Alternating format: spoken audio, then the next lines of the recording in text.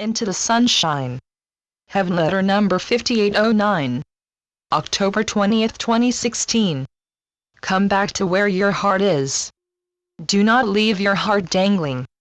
People may leave you dangling, yet you are not to do that to your heart. Never obscure your heart. Your heart is a signpost for you. Follow your heart. If you are a farmer, you feed your goats one way and your chickens another.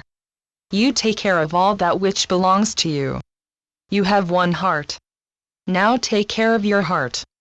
I speak not of heart valves and such, for the physical is a byproduct of your taking instruction from your heart. Honor your heart. Take your heart to heart. Your heart is always steering you. Your heart says, go this way. This way leads to happiness. And happiness is supposed to lead to more happiness. Here's the rub. You simply don't always know when it is your virtuous heart speaking, or someone you have latched onto that is giving you a song and dance. When are you hearing truth, and when are you hearing pride wooing you? Who on earth knows who is his or her own true love? Of course, you know that looks aren't everything. Will you only know your own true love when it's too late? Will you know only in retrospect? Will you be disillusioned? Can a true love truly exist for you? You may be sought after, yet where is your heart, and how long will it stay where it is now? Your heart may be drawn to one career. It seems like a great opportunity. Now you wonder.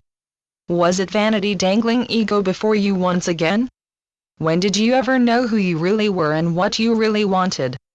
You, the beings I have in mind, do not typically surrender to ego, yet you don't have deep assurance of this. How can one be sure?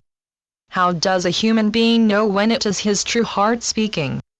Choices seem to be a gamble. All of life seems to be a gamble. You don't want to gamble. You want a sure bet. Surely, life is more than a toss-up, yet you are not so sure about that. You feel like a blind mariner at the helm. How do you know when it's your heart or when it's infatuation?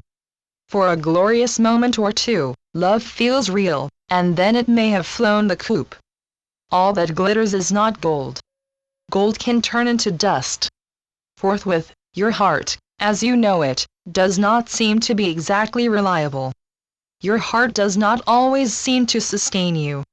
Maybe in the short run, but not in the long run. Oh, how do you know? In any case, you don't know how to know when your heart is really on a roll, or when you are blithely kidding yourself. Does life have to be full of starts and stops? Does your life? It would seem that you do not know enough to be thrown into the world and have to fend for yourself.